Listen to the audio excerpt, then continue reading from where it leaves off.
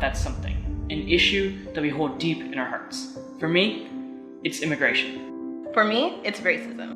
Women's rights. Abortion. Science denial. Mass incarceration. Police reform. For me, it's climate change. I'm 60 years old. I come from Sweden, and I want you to panic. We are sitting in the streets instead of sitting at our desks. We're losing our lessons so we can give you one. Be very harmful to the environment and to the people living there. We have proven that now is the time for change. We can hope what we want, but we have to also act. We really have a problem in our government right now. Nobody's willing to compromise over anything. If money equals speech, then some people have more speech than others. If you're going to be voting in the next election, you need to know what campaign finance is. This generation's approach to making a change is more radical, I would say. Martin Luther King Jr. said, riots is the language of the unheard.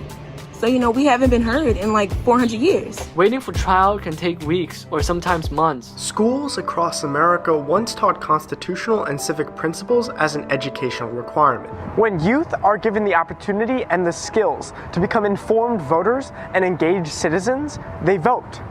Because democracy must be learned.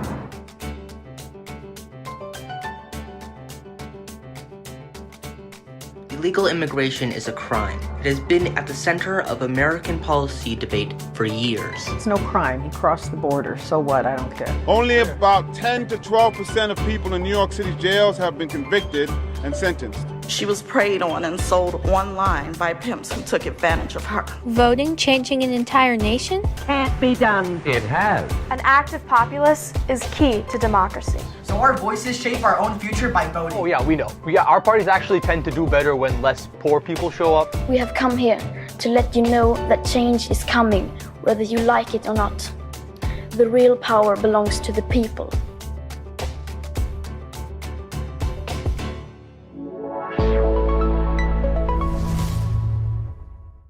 Good evening, everybody. I'm Catherine Tadji. You've just had a taste of our Democracy 2020 Youth Film Challenge, which gives students a platform to lift their voices on issues that confront them and all of us, especially the vital need for people to vote in the coming elections. And I'm Dominique Lasseur, and we are the founders of the Civic Life Project, which brings together filmmakers, artists, and educators to help engage young people in our democracy.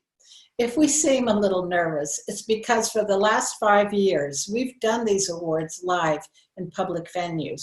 But tonight's the first time we are honoring the winners in a live streaming event. So if we have a little glitch here and there, please bear with us and keep the focus where it should be, on these young people, on their intelligence and talent and energy, and how much they obviously care. And speaking of smart and talented, please let us introduce your host for this evening. Patricia Duff is an activist and organizer who has worked with presidents from Jimmy Carter and Bill Clinton to Barack Obama. She is the founder of an organization called The Common Good in New York, to bring together major policy leaders from government and authoritative figures from business, media, journalism, and academia to speak candidly on the most important issues of the day. And Anatola Araba is a visual artist and filmmaker whose work has been recognized by HBO's Inspiration Room and AT&T Awards for new forms of storytelling. She has been featured by the Museum of Modern Art in New York City. All this while she's still a college student. Welcome, Anatola Araba and Patricia Duff, as we go to Gotham Studios in New York City. Thank you, Catherine and Dominique, and welcome everybody, wherever you are. Anatola, wait, you're still a student? Yes, I am. I study film and television production at NYU. And Patricia, how many presidents did we just name? Oh my gosh, I think I need a database. But I also think I need a database for to keep track of all the talent that's in this competition this year. We've had 220 entries, which is even more impressive considering that because of COVID-19, so many schools across the country have shut down, leaving the students without the resources usually available to them. Well, let us give you an idea of the range of topics they've chosen. From Black Lives Matter to the environment to human trafficking and immigration, really important headline news topics. But all of this work falls into two categories. The first is short documentary films, which have to be under 8 minutes long. Our other category is presentations for social media, and these have to be under 2 minutes in length.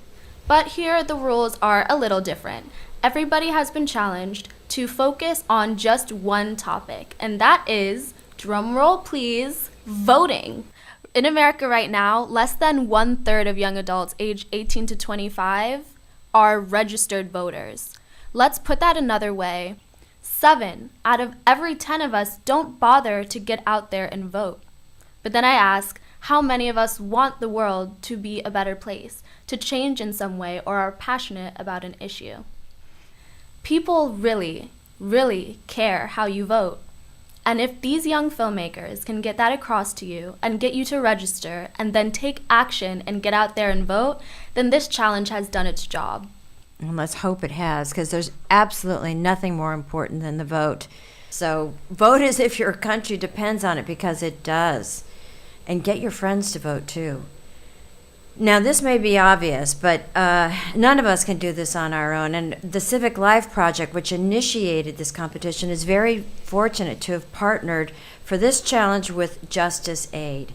Justice Aid is a nonprofit in the civil rights field which promotes justice through the arts and public engagement. We'll have a very special presentation from Justice Aid with their own prize winners later in this program. We're also joined by these co-sponsors: Animoto, Coalesce Creative, Gotham Podcast Studio, Northwest Connecticut Community Foundation, Switchboard, and the Wilmark Group.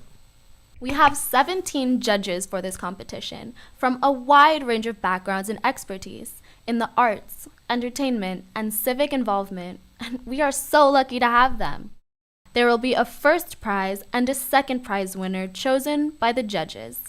In addition, we will honor a People's Choice winner who has received the most votes from viewers online. But you know, there's so much talent here. They're really all winners.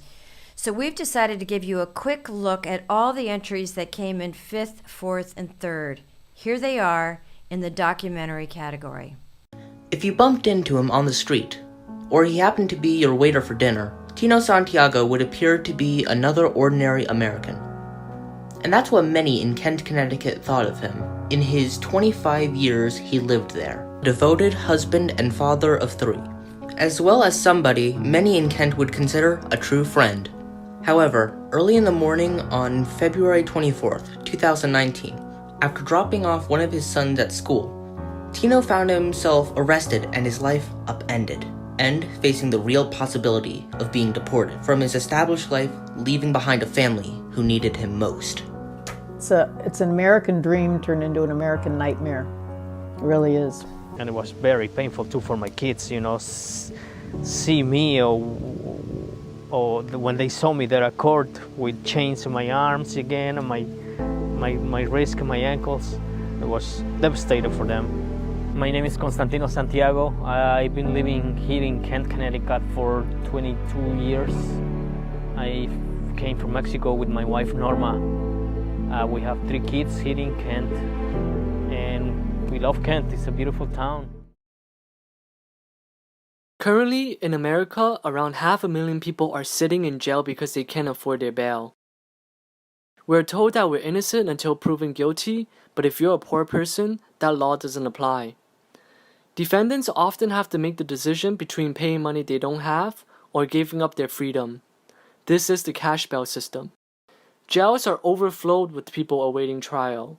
While in jail, they are often subject to violent attacks. In some cases, these individuals remain in jail for minor offenses. Waiting for trial can take weeks or sometimes months. As a result, people end up losing their job and custody of their kids. Alaska and New Jersey have gotten rid of a majority cash bail system and started using the algorithms also known as risk assessments to decide whether a defendant should be released pre-trial. The algorithms go by a set of questions that analyzes the person's background. This includes race, then creates a score to determine the likelihood of if they'll commit a crime if released. But recent implications of these risk assessments has proved to be racially biased.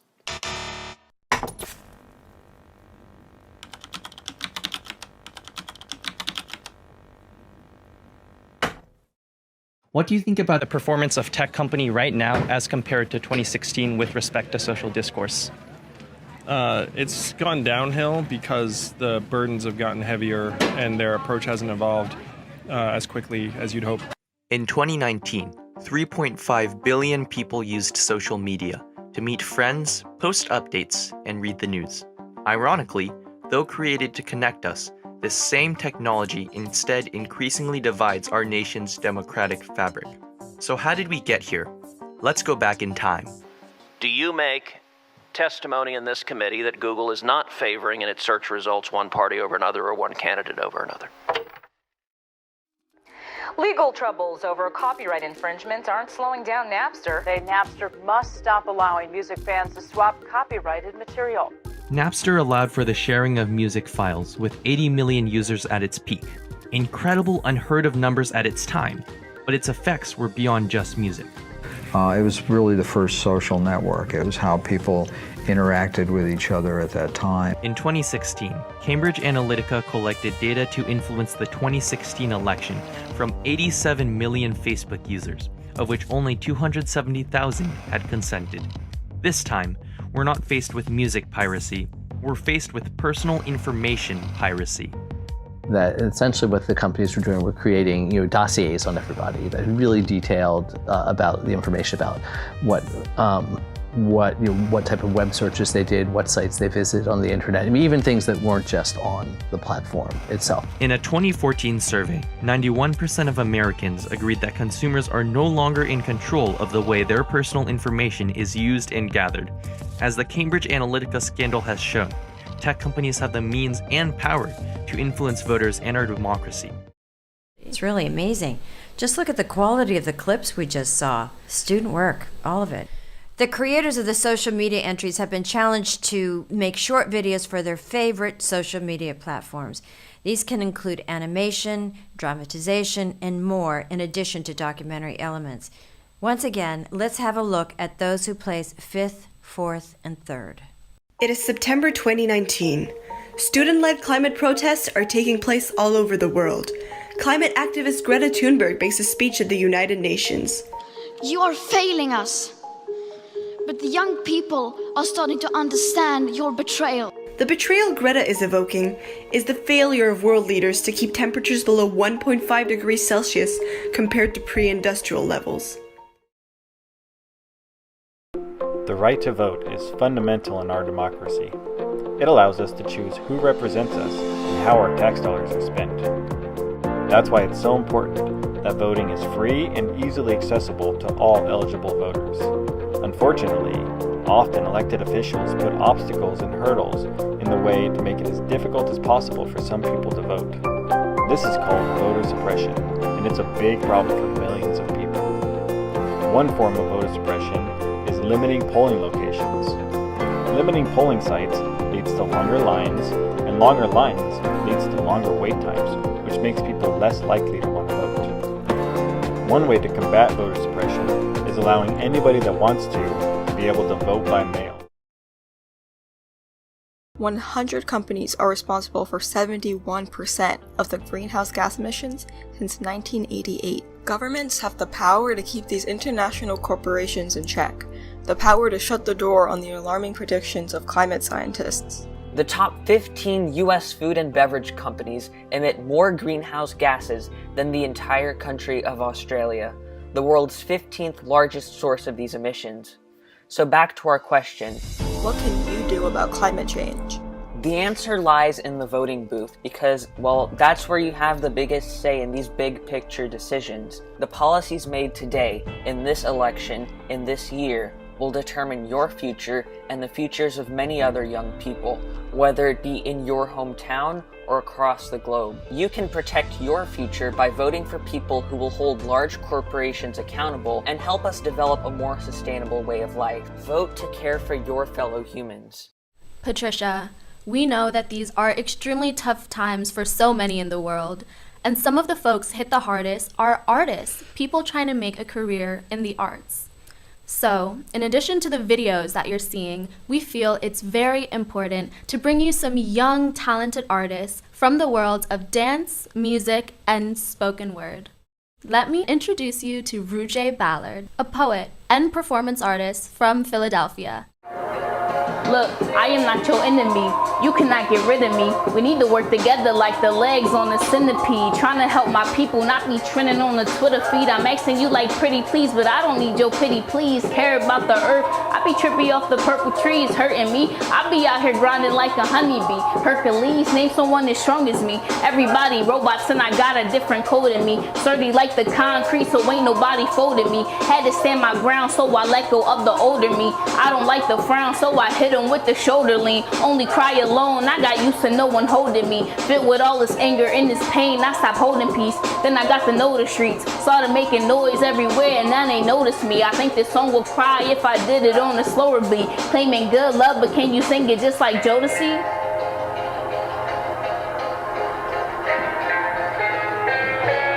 Thank you, Rujay Ballard. That was amazing. But I think it's time now for us to start giving out some awards, beginning with the People's Choice Award for social media. Our winner with a prize of $500 is Karen Menon for Voter Suppression America Frat Edition. I loved it. Hey, what's up, bro? Yo. I'm here for the Rager. Can I see some ID? Yeah, for sure. Oh, we actually changed the rules. You need a government photo ID now. Oh, I don't really have one of those. 11% of Americans don't. It takes like money and time to get the documents together and like... Oh yeah, we know. Our parties actually tend to do better when less poor people show up. Oh, well, I should be on the list. Oh yeah, we also just took you off the list. Wait, why? We were going through the list, to get rid of people who might have died or moved away. And then we just got rid of hundreds of thousands of other people who did nothing. Mostly minorities, and then we just didn't fix it. Why would anyone support... Fraud, yeah, rampant fraud. How often does... Fraud? Yeah, how often does in-person fraud happen? In the past 20 years, 31,000? No, just 31 times. Out of 1 billion. Okay, so that's not even close. Yeah, but fraud. Congratulations, Karen. You won $500, and you are the #1 People's Choice Award for this.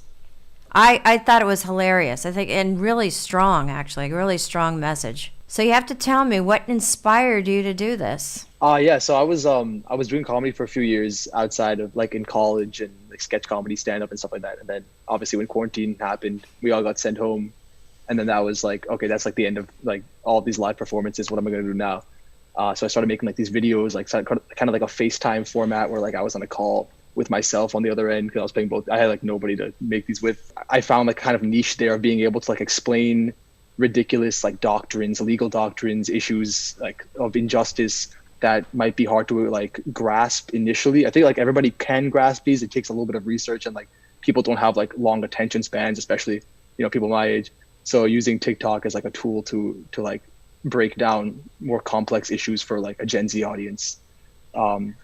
That's kind of where I found my niche, and then voter suppression was one of the issues that came up with this one. And it was another thing that I felt really strongly about, and I felt I had to break it down in a way that people could understand. So I use frat boys as an analogy for that.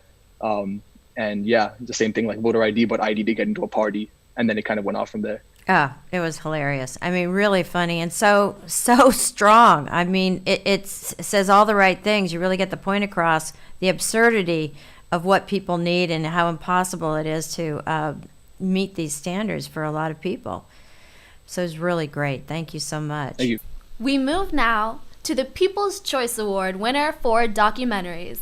And that winner, with a grand prize of $1,000, is Marley Adams for Without a Home.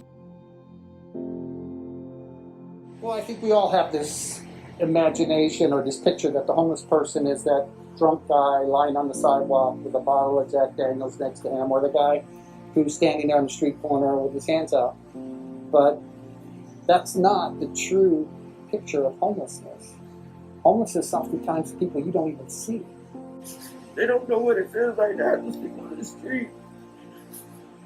And you got some homeless people that don't care, that don't want to do nothing for themselves. So they got everybody thinking that all homeless people are like that. And we're not. You got people like me that want to try and want to work, want to do something for themselves. But you got people that have messed it up for everybody else, and they don't want to help nobody because they see other homeless people messing it up. Most people are blinded by superficiality. and don't appreciate the seemingly little things such as showering, having electricity, or having a home to go to whenever you want or need, with a refrigerator filled with food. There are stores with a surplus of goods where you buy so much more than you could possibly need. Their large range of options seem normal to most, but not to the everyday homeless person. I've had to resort in doing things for money that I didn't want to be able to eat. I spoke to Courtney, a 37-year-old woman who has been homeless since she was 17 years old, and Joseph, a 59-year-old man who was homeless for 10 years but now has housing. I asked them what the hardest part about homelessness was. Sleeping out here, wanting to be able to be in a comfortable bed, be able to take a real shower instead of having to wash in a water fountain, or have to wash your clothes out in a water fountain, and have to put them on wet because you don't have no way to dry your clothes. Sleeping on the ground, and then when you get wet in the rain, you got nowhere to go. The hopelessness of that feeling so hopeless out on the ground, rain, got nowhere to go. That's the worst part for me. And I just want that one chance to say, I did it. I feel good and I did it for myself, not for somebody else. We approached this woman who had been living on the side of a busy road for days. She was petrified of us, even as we gave her food and water. This goes to show just how traumatic life is as a homeless person. Then, I spoke to Perry Cannon, a pastor that works for Hope South Florida, an organization that helps homeless in any way they can by giving them meals, helping them with housing, offering showers if needed, and giving them donated clothes and other personal items. And so I'm the one who orchestrates all the different shared meals with our faith-based community. And we do that, every day of the week, up to 10 meals a week. And then I also oversee our mobile showers, which we provide, now 7 days a week. And we're doing almost 1,300 mobile showers each month. So quite a need right now, especially with COVID. I think people got to change their perception first on what homelessness is and what causes it. You know what I'm saying? You have to, it's not so much changing them as it's changing how we look at them. All of us collectively. What can, and I think COVID, believe it or not, I think COVID came almost at the right time because now the field is level. Now all of a sudden, you have people that unfortunately have come across, things that were out of their control, financial, loss of jobs. And so all of a sudden they look at a person who's been homeless and say, oh my gosh, I could very well be that person. And so I think that changes the way people think about each other. I think that changes your heart. It's just how quickly something can happen. And so to answer that question again, it's how the public the perception of homelessness and how quickly it can happen to all of us. We're all, not all of us, but many of us are like a paycheck away. So, and social distancing, the homeless, they do that all their lives. So many will pass by a homeless person on their way to home or work and not only dismiss them, but forget about them and move on to go about their normal lives, not thinking about the millions who don't have the same privileges. If you take the time to sit down, talk to a homeless person, and actually listen to their story, you may have a new appreciation for what you have and a new understanding of homelessness. You will come to realize that they are just like us, human beings.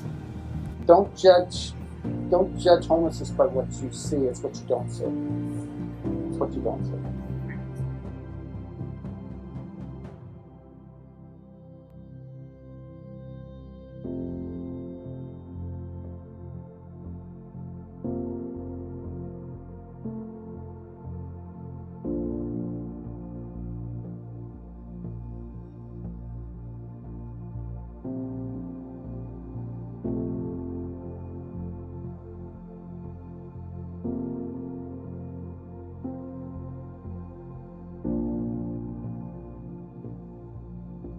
Marley Adams, congratulations! You are the People's Choice Award winner for documentary, which means you're walking away with a cash prize of $1,000. How do you feel about that? I'm really excited, and I'm honestly proud of myself for doing that. Absolutely, you deserve to be proud. Your film tackled some very serious issues about homelessness. What inspired you to tackle this subject? I saw a video on Instagram about this guy who was pouring a drink onto a homeless person while the homeless person was crying and screaming for him to stop, and the guy was just laughing. And that's not the first video of homeless abuse that I've seen. And I wanted to raise awareness and show that homeless people are actually individuals who are deserving of acceptance and love. Why do you think that film is a good medium to raise awareness about fighting homelessness? Well, with film, people can actually see. And so when I was interviewing the woman, Courtney, people were able to see her emotions and her crying and her reactions to telling her story, which can make it more real for people. Well, thank you so much. I'm proud of you and loved your film. So congratulations again for being the People's Choice Award winner in the documentary category. Thank you. It's time now for our second performance segment, and this one is from the world of dance. Emily Chamberlain is a dancer and choreographer based in Los Angeles. She has worked alongside several top choreographers in multiple genres of dance, and she also leads her own group, the Flora Productions and Dance Company. So please, welcome Emily Chamberlain and dancers.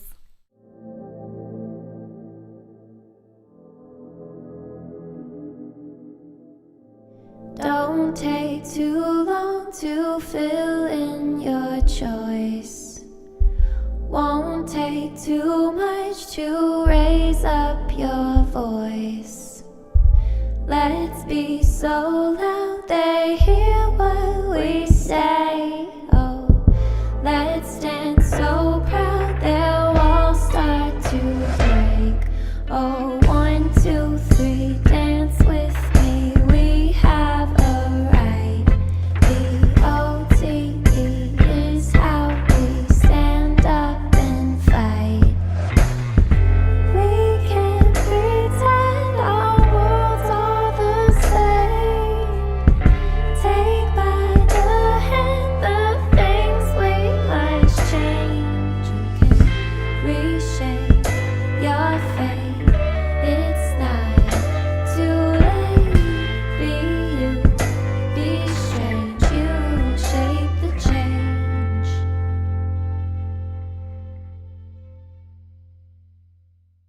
Thank you, Emily Chamberlain, which was beautiful.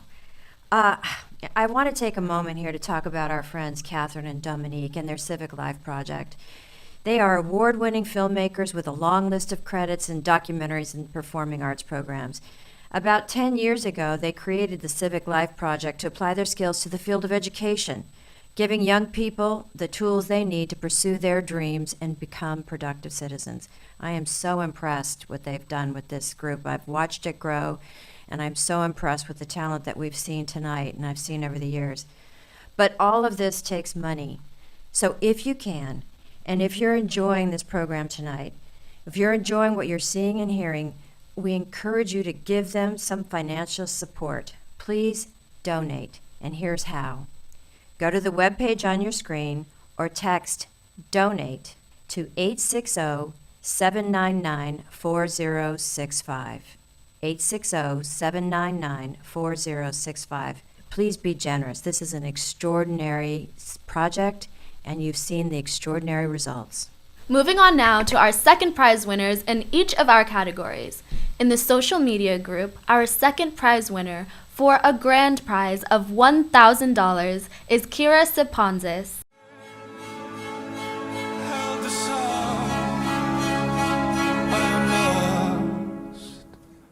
I am lost.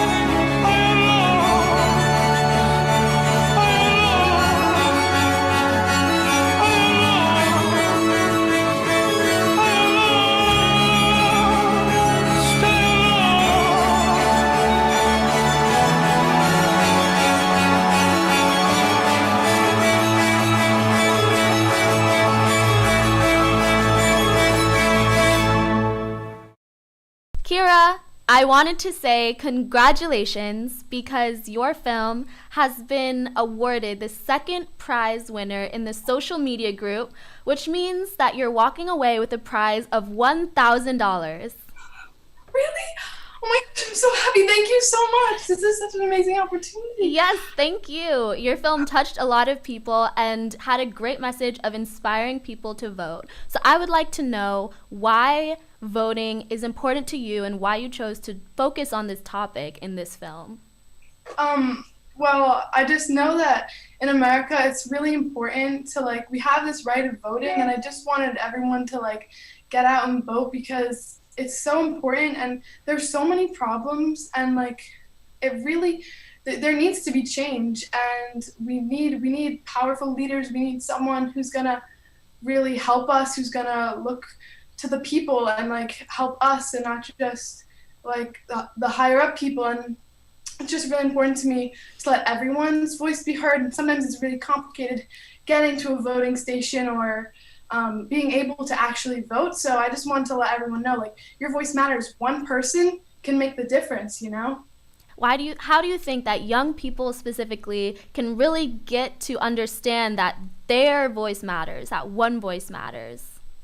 It's just really important because I feel like our generation is just going to change a lot, and there's so many social media platforms now where one person can gain a huge following, and they can show millions of people what it means to have a voice. So I think one person now in 2020 with Instagram, Snapchat, TikTok, all these social media platforms, there's so many ways to spread your voice. And even though you're just one person, you could spread your message to millions of people. Absolutely. I'm so glad that young people like you are passionate about this issue and you're using your talent to spread good in the world. So thank you so much. It's amazing. I love the way you use your music and the images and put them together. It really was actually very moving. It's a terrific piece. Absolutely. So I'm proud, and congratulations again. Thank you so much. Moving on now to our second prize winner in the documentary category. Our winners for a prize of $2,000 are Ava and Mia Lazar for Burning Bridges, the Mountain Valley Pipeline. Let me tell you a story. It's a story about need, about community, about power. It's a story about the wonders of modern technology and their consequences. This is the story of the Mountain Valley Pipeline, a 303-mile-long natural gas pipeline that is being installed in the Appalachian Mountains of Virginia and West Virginia. In the late 20th century, natural gas became cheaper and more accessible because of a process called fracking. Today, natural gas is the #1 source of electricity generation in the United States. Instead of relying on road or rail, compressed natural gas can be transported passively through pipelines. Many leaders and politicians have dubbed natural gas as a bridge fuel that would lead the nation to renewable resources. I think the natural gas boom is good. It's an important bridge fuel. The CO2 emissions for gas are half what they are for coal. However, natural gas's role as a bridge fuel doesn't come without problems. When burned, natural gas releases methane, nitrogen oxide, carbon monoxide, and other toxic chemicals into the air. Fracking can pollute groundwater and cause earthquakes. Additionally, a pipeline's construction requires sacrifices from the landowners along its path. My farm was flourishing, doing good, doing well, and then the pipeline come along and started moving trees around, and all my fish had big fish kills, all my fish died. Had big bullfrogs in there we used to go eat, and they all died. You know, a lot of folks here had to work hard all their lives to get what they got and just to put food on their tables, and then pipeline comes along and says, we'll give you half of what your property's worth, or we'll just take it from you. Eminent domain is the government's right to take private land for public use. In 2005, the U.S. Supreme Court case Kelo v. City of New London clarified that private companies, not just the government, can assert eminent domain if their projects are necessary and will economically benefit the region. The Federal Energy Regulatory Commission, or FERC, decides whether each pipeline should be approved to use eminent domain. In the past 2 decades, FERC has reviewed more than 470 pipelines. Of these, they have only rejected 2. It should not take 10 years to get the permits to build a road or a pipeline. We've brought that number way, way down. It's highly regulated. I can't think of anything that is more highly regulated. And now the agencies that do their studies are being questioned. So it's like it's an upside-down bizarro world type situation. In October of 2017, FERC approved the Mountain Valley Pipeline by awarding them a certificate of public necessity and convenience.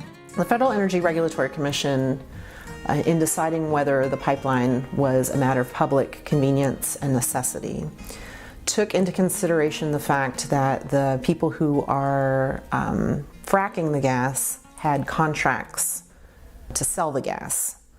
Those contracts were with their own subsidiaries. So they were saying, yes, the gas is necessary because we have buyers for it, and the buyers are us.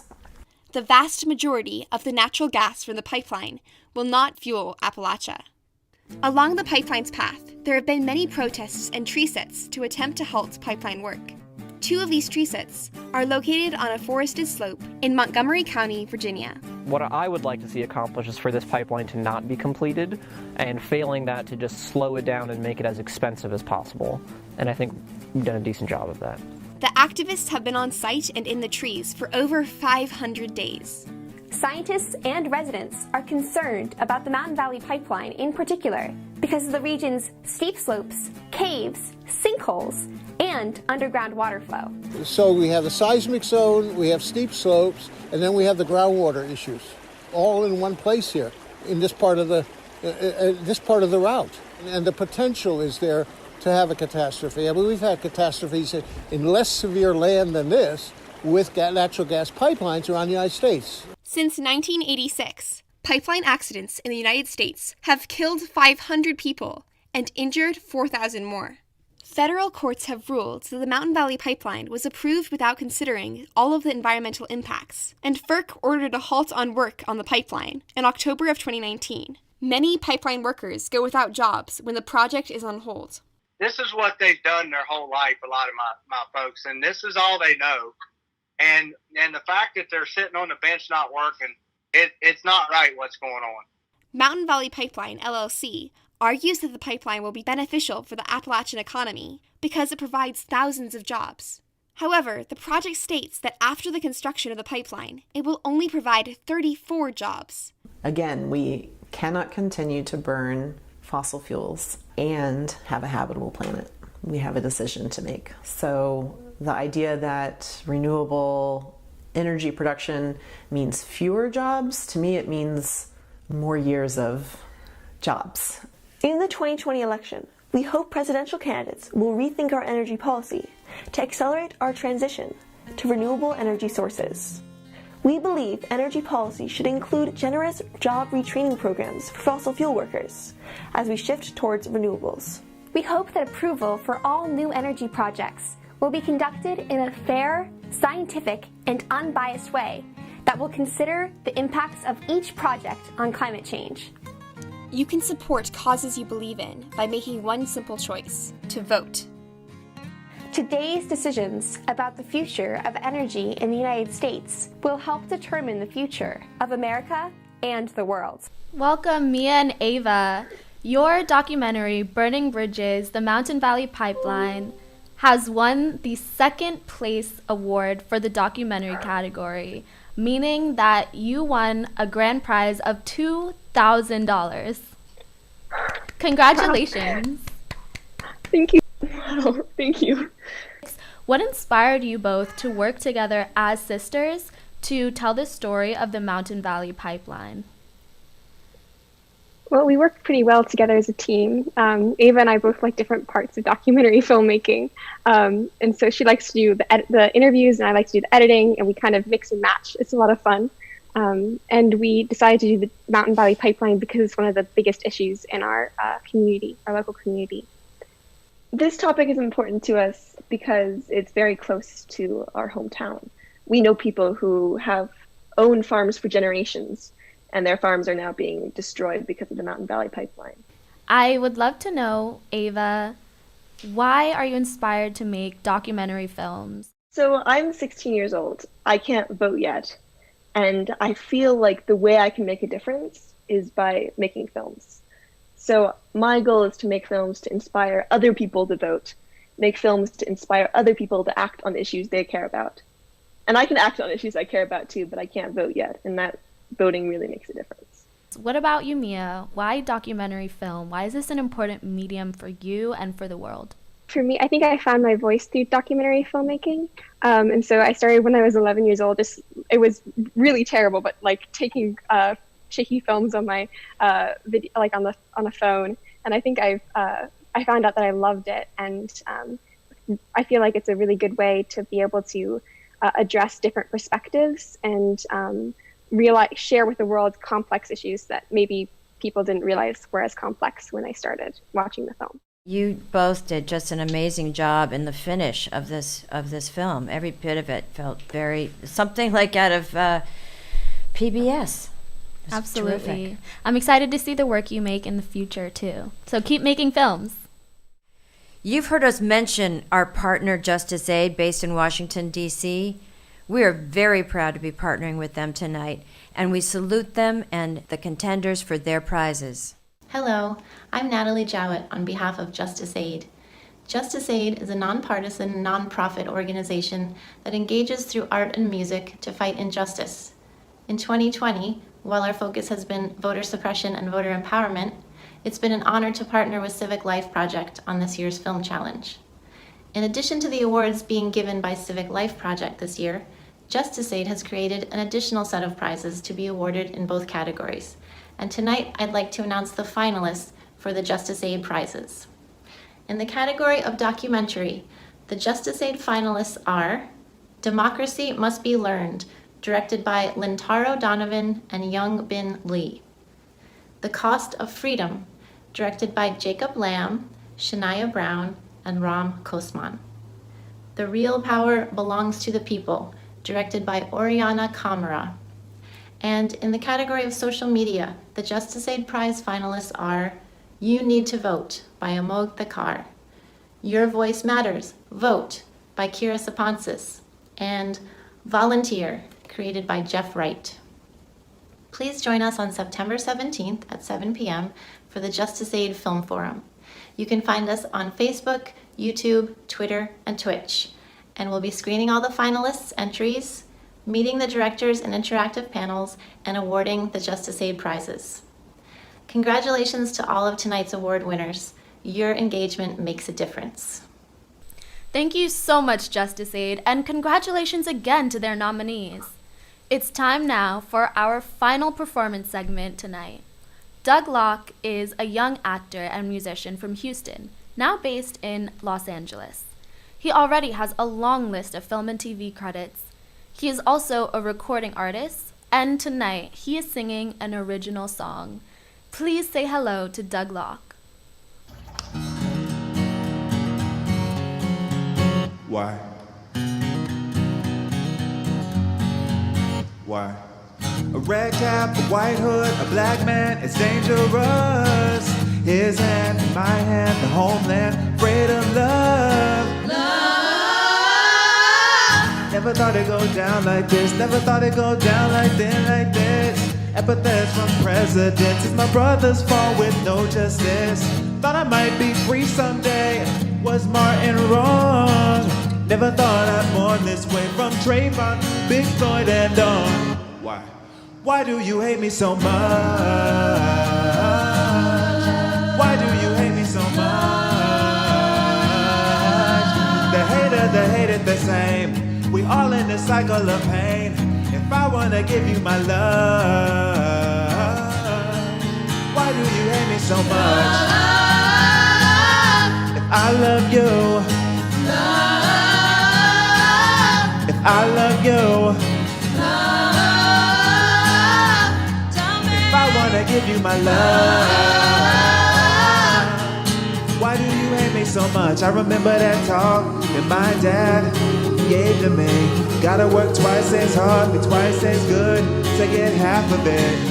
Never thought I'd still be like this, never thought I'd grow up so quick, so quick. Hands up, cause I still can't breathe, another bullet, another siren, but they can't break me. Why do you hate me so much? Why do you hate me so much? not just a victim of fate, 'cause I was just born this way. If I wanna give you my love,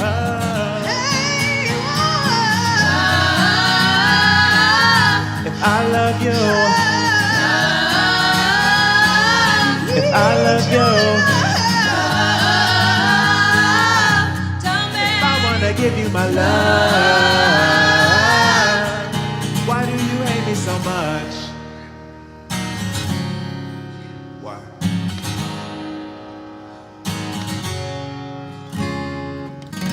49 Southerners for 49 sons and daughters, losing they post in a moment, watching love turn to numbers.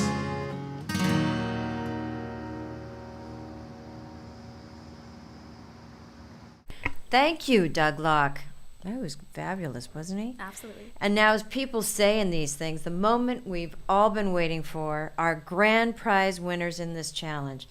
First, in our social media category, the grand prize of $2,500 goes to Amog Thakkar for You Need to Vote.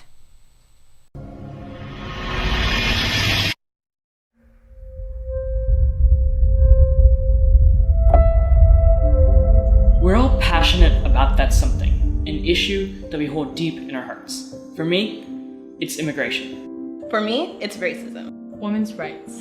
Abortion. Science denial. Mass incarceration. Police reform. For me, it's climate change. But the thing is, politicians aren't listening to the youth. Nothing large is being done. No one cares. And it's honestly kind of our fault.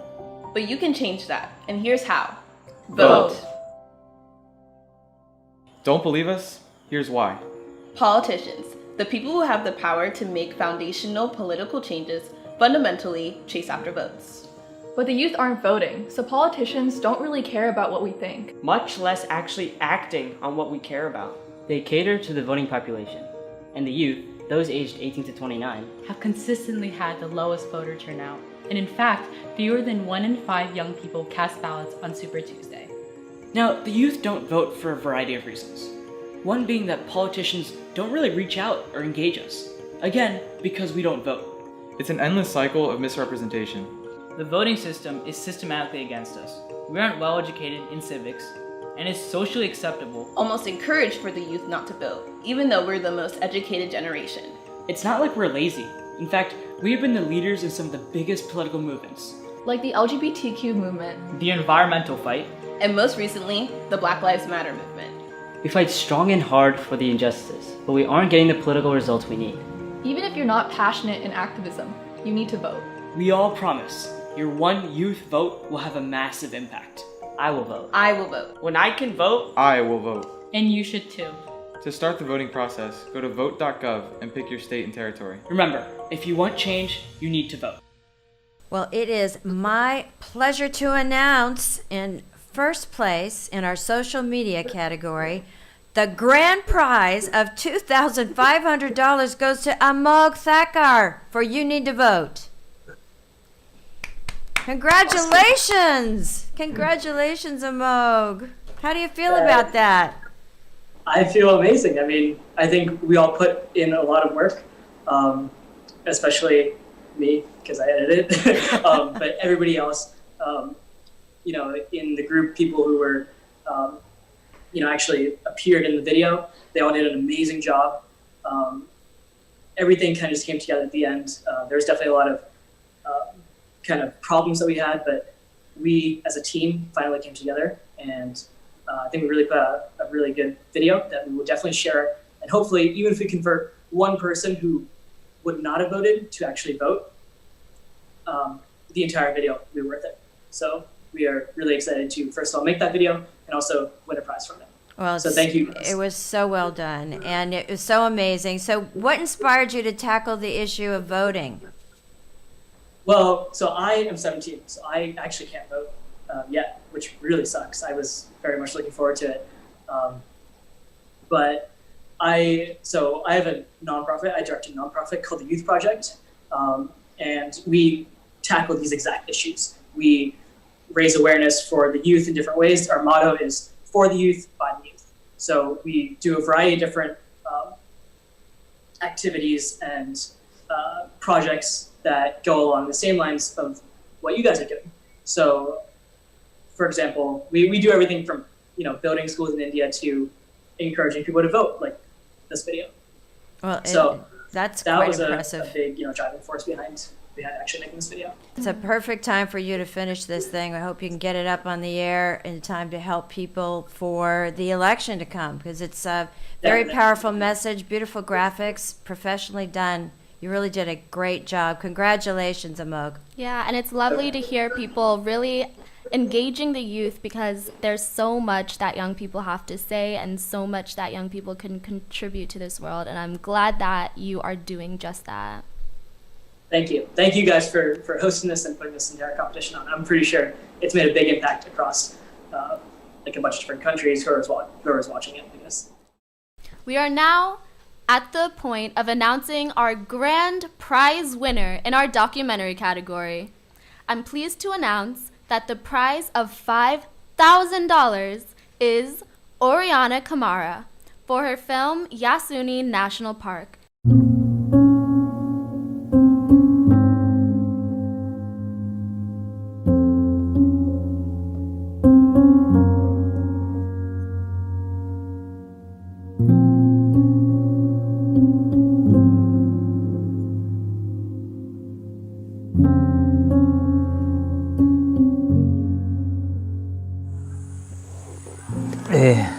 Bueno, el bosque para mí es como mi casa. ¿Sí? El bosque a mí me ha dado muchas cosas. Me ha dado medicina, me ha dado salud, me ha dado vivienda, me ha dado sobre todo alimentación, ¿no? Porque si no hubiera el bosque, creo que no tendría la experiencia que tengo ahora. ¿Sí? Entonces, por medio del bosque he aprendido muchas cosas, sobre todo a sobrevivir. ¿Sí? Entonces, en caso de que yo esté perdido, puedo tranquilamente sobrevivir, alimentarme de las plantas o de las frutas que yo conozco, ¿no? Entonces, por eso digo que es mi hogar, es mi casa. ¿Sí?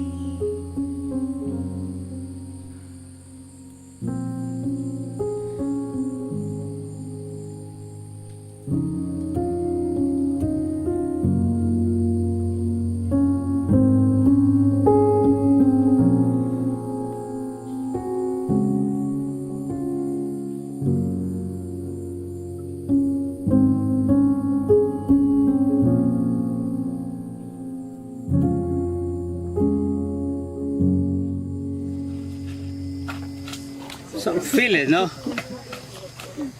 It's not dirt, it's crude, solidified crude, no? This is very fine. Huh?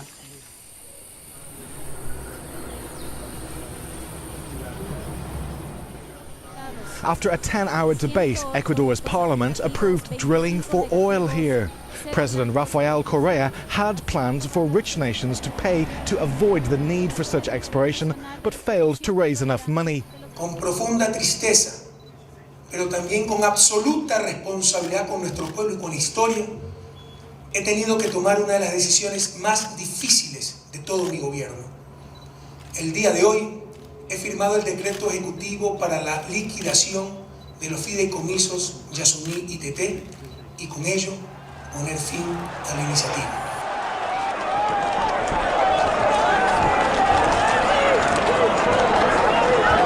Queremos petróleo, queremos el Yasuni, queremos la muerte, queremos la vida, y no nos queda más este rato que decir resistencia o muerte, y el pueblo apuesta por la resistencia.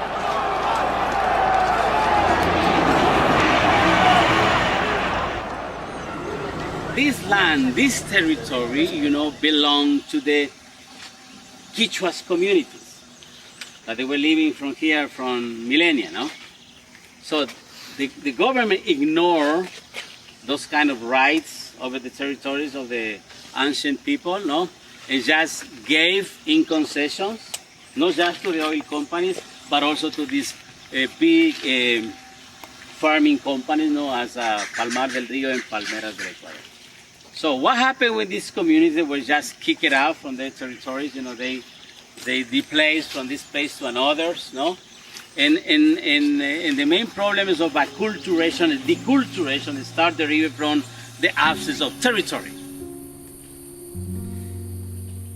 Bueno, lo que yo veo ahora, yo creo que los presidentes de turno, hoy en día, más que todo el presidente de ahora, para mí es una pura mentira. Sí. Él dice que supuestamente que se va a proteger, pero no es verdad, porque ya están explotando los pozos del EDT dentro del Parque Nacional Yasuní, ¿no? Entonces, yo pienso que esto es una manera de engañar al pueblo o a la gente, diciendo que vamos a proteger. En realidad no lo estamos haciendo. Y esto con el tiempo, como ya le dije anteriormente, con el tiempo no sé en qué irá a parar el Parque Nacional Yasuní, ¿no? Si seguimos explotando el petróleo que existe dentro del Parque Nacional Yasuní, ¿no?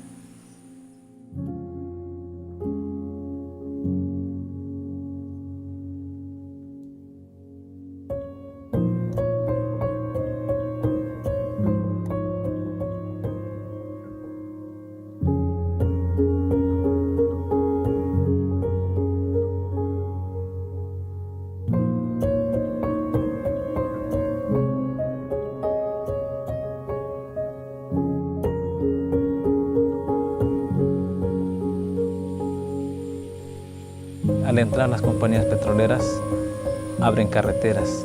Ese es uno de los graves problemas, ¿no?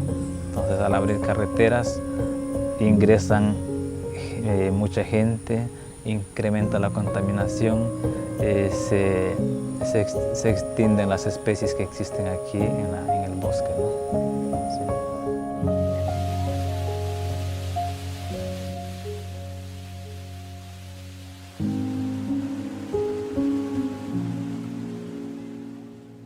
My name is Greta Thunberg. I am 15 years old and I'm from Sweden.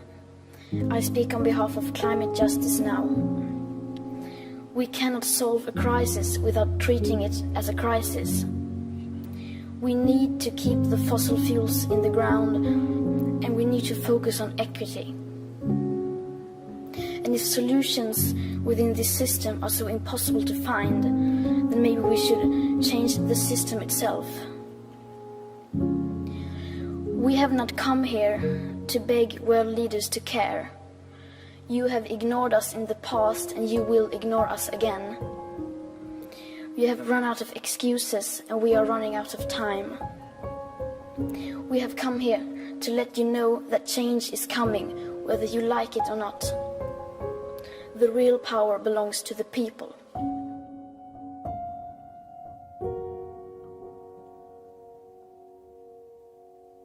I absolutely loved your film, and I'm so happy to announce that you have won the grand prize award of $5,000 for your documentary, Yasuni National Park. The real power belongs to the people. Congratulations!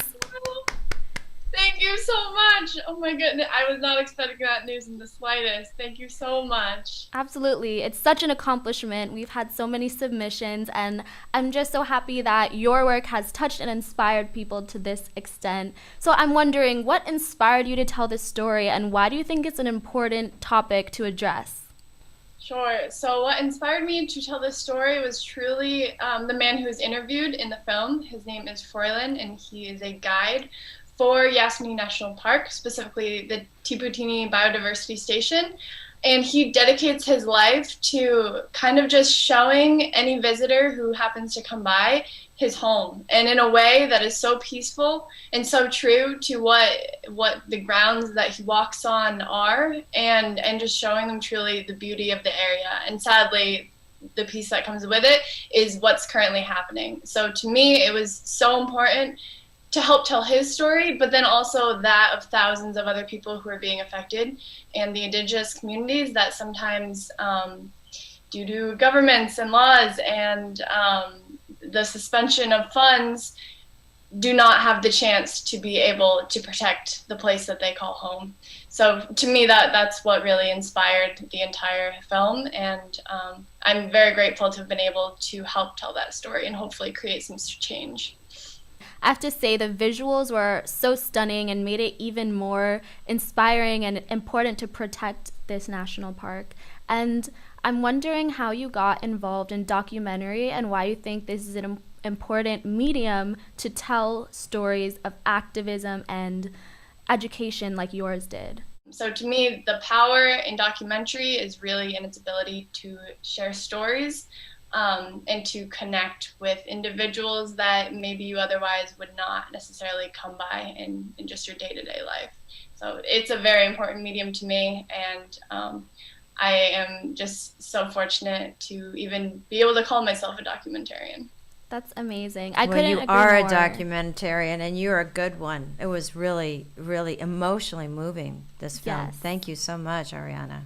And thank you, Civic Life, for really just empowering youth and individuals in general to vote, to share their stories, their opinions, and really just promote change. And so we've reached the end of this Democracy 2020 Youth Film Challenge. I have been so impressed, haven't you? It's been amazing. And I hope you are as well. I want to thank the Civic Life Project for producing this wonderful event. And I also want to thank their board, their advisors and sponsors, and to all the people who've made this show possible, to Anatola too. But I'm going to ask you again, we need your help. The Civic Life Project needs your help. These young filmmakers need your help. They are bringing up issues that are so important to us. They are learning life skills. They are learning how to use their voice, and they're telling others out there how important it is to be a good citizen and engaged. So please give, and give generously. Thank you so much, Patricia. Thank you for the absolutely talented young performers who have joined us tonight. And please support the creative artists where you live, here and on the internet. And please, one last time, register to vote and make your vote count. You can change your community. You can change your world. You can learn more at vote.org. Your world depends on it. And we really hope that everyone comes back to us for our next challenge in the next national election year. Congratulations to everyone tonight, and thank you again to all of you.